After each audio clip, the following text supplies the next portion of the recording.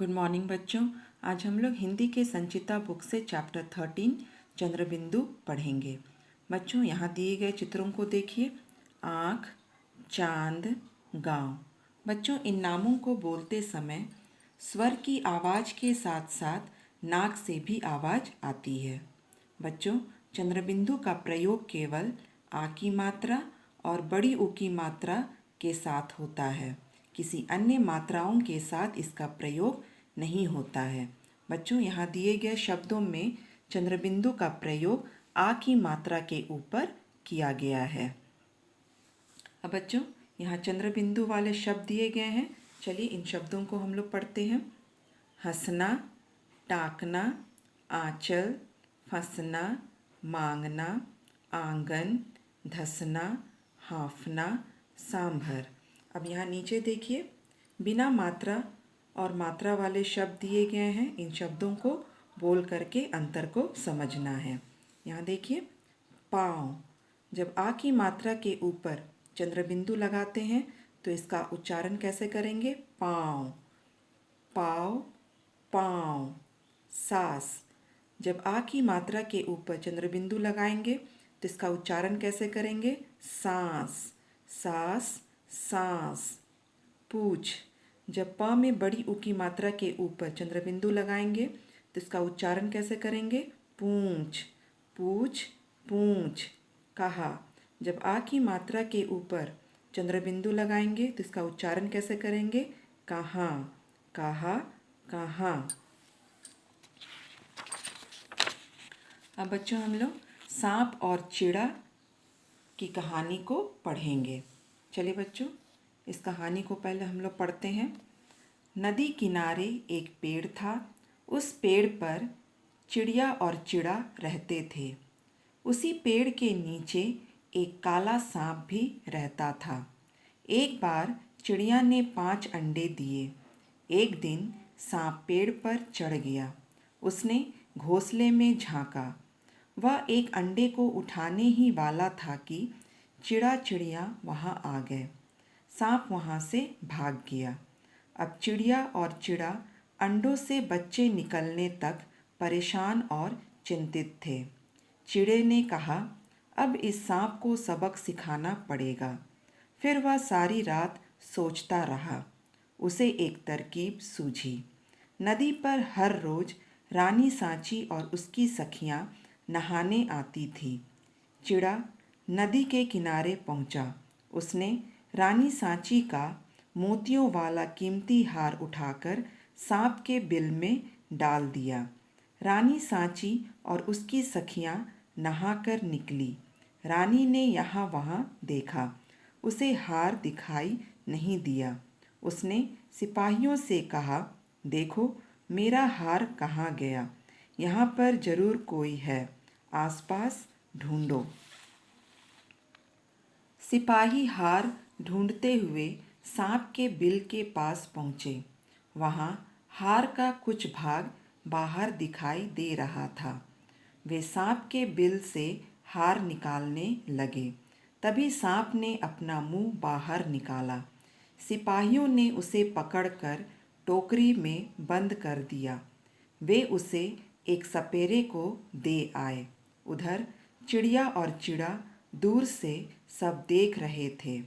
वे खुश होकर चूं चूं चींची करने लगे। अब जब भी सपेरा सांप को नचाता, चिड़ा और चिड़िया खुश होते। बच्चों अब इसके अर्थ को मैं समझा रही हूँ। नदी के किनारे एक पेड़ था और उस पेड़ पर चिड़िया और चिड़ा रहते थे और उसी पेड़ के नीचे एक काला सांप भी रहता था। एक बार चिड़िया 5 अंडे देती है। एक दिन सांप पेड़ पर चढ़ जाता है और घोंसले में झांकता है। वह एक अंडे को उठाने ही वाला था कि चिड़ा और चिड़िया वहाँ आ जाते हैं और सांप वहाँ से भाग जाता है। अब चिड़िया और चिड़ा अंडों से बच्चे निकलने तक परेशान और चिंतित रहते हैं। चिड़ा कहता है, अब इस सांप को सबक सिखाना ही पड़ेगा। फिर वह सारी रात सोचते रहता है और उसे एक तरकीब सूझता है। नदी पर हर रोज रानी सांची और उसकी सखियां नहाने के लिए आती थी। चिड़ा नदी के किनारे पहुंचता है। चिड़ा क्या करता है? रानी सांची का मोतियों वाला कीमती हार उठाकर सांप के बिल में डाल देता है। रानी सांची और उसकी सखियां जब नहाकर बाहर निकलती है तो रानी यहाँ वहाँ देखती है तो उसे हार दिखाई नहीं देता है। वह सिपाहियों से कहती है, देखो मेरा हार कहाँ गया? यहाँ पर जरूर कोई है, आसपास ढूंढो। तब सिपाही हार को ढूंढते हुए बिल के पास पहुँचते हैं। वहाँ हार का कुछ भाग बाहर दिखाई दे रहा था। सिपाही सांप के बिल से हार निकालने लगते हैं। तभी सांप अपना मुंह बाहर निकालता है। सिपाही क्या करते हैं? उस सांप को पकड़कर टोकरी में बंद कर देते हैं और वे उसे एक सपेरे को दे आते हैं। उधर चिड़िया और चिड़ा दूर से सब देख रहे थे। वे खुश होकर चूं चूं चींची करने लगते हैं। अब जब भी सपेरा सांप को नचाता था, चिड़िया और चिड़ा बहुत खुश होते थे। बच्चों, इस कहानी से हमें यह शिक्षा मिलती है कि हमें संकट के समय बुद्धि का प्रयोग करना चाहिए। बच्चों, इस पाठ को आप लोग अच्छे से रीडिंग कर लीजिएगा। चलिए अब यहाँ नीचे देखिए, यहाँ अभ्यास दिए गए हैं। चलिए इन अभ्यासों को हम लोग करते हैं। चित्र देखकर उत्तर दीजिए। नदी किनारे क्या था? यहाँ पेड़ का चित्र दिया हुआ है तो यहाँ खाली जगह में पेड़ लिखेंगे। नदी किनारे एक पेड़ था। पेड़ पर कौन चढ़ गया? यहाँ पर सांप का चित्र दिया हुआ है तो यहाँ खाली जगह में सांप लिखेंगे। पेड़ पर एक काला सांप चढ़ गया। सिपाहियों ने सांप को किसमें बंद कर दिया? यहाँ टोकरी का चित्र दिया हुआ है तो यहाँ खाली जगह में टोकरी लिखेंगे। सिपाहियों ने सांप को टोकरी में बंद कर दिया। सिपाही सांप के बिल से क्या निकालने लगे? यहाँ हार का चित्र दिया हुआ है तो यहाँ खाली जगह में हार लिखेंगे। सिपाही सांप के बिल से हार निकालने लगे। अब यहाँ देखिए, सही जगह पर चंद्रबिंदु लगाना है। बच्चों, यहाँ पर शब्द दिए गए हैं और इन शब्दों में चंद्रबिंदु लगाना है। यहाँ देखिए, कांच में आ की मात्रा के ऊपर चंद्रबिंदु लगाना है। छटाई में छ के ऊपर चंद्रबिंदु लगाना है।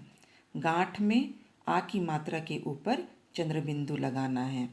कांटा में क में आ की मात्रा के ऊपर चंद्रबिंदु लगाना है। भंवरा भ के ऊपर चंद्रबिंदु लगाना है। जांचना ज में आ की मात्रा के ऊपर चंद्रबिंदु लगाना है। तालियां या में आ की मात्रा के ऊपर चंद्रबिंदु लगाना है। मांगना म में आ की मात्रा के ऊपर चंद्रबिंदु लगाना है। सूंड स में बड़ी ऊ की मात्रा के ऊपर चंद्रबिंदु लगाना है। दांत द में आ की मात्रा के ऊपर चंद्रबिंदु लगाना है। अब यहाँ नीचे देखिए, बोलिए और सही शब्द पर टिक लगाइए। यहाँ पर बच्चों सही स्पेलिंग में टिक लगाना है। तो यहाँ देखिए, ऊँट का पहला वाला स्पेलिंग सही है तो उसके पहले वाले बॉक्स में टिक लगाएंगे। छाँव, तो यहाँ छाँव का पहला वाला स्पेलिंग सही है तो उसके आगे वाले बॉक्स में टिक लगाएंगे। कुआँ, कुआँ यहाँ पर कुआँ का तीसरा वाला स्पेलिंग सही है तो उसके आगे वाले बॉक्स में टिक लगाएंगे। हंसना, यहाँ पहला वाला स्पेलिंग सही है तो यहाँ के सामने वाले बॉक्स में टिक लगाएंगे। अब यहाँ नीचे देखिए, चांद के चित्र बनाइए। यहाँ पर आधा चांद का चित्र बनाना है और यहाँ पर पूरा चांद का चित्र बनाना है। बच्चों, इसे आप लोग खुद से कीजिएगा। बच्चों, इस पाठ में जितने भी चंद्रबिंदु वाले शब्द दिए गए हैं उन शब्दों को आप लोग याद कर लीजिएगा। Thank you.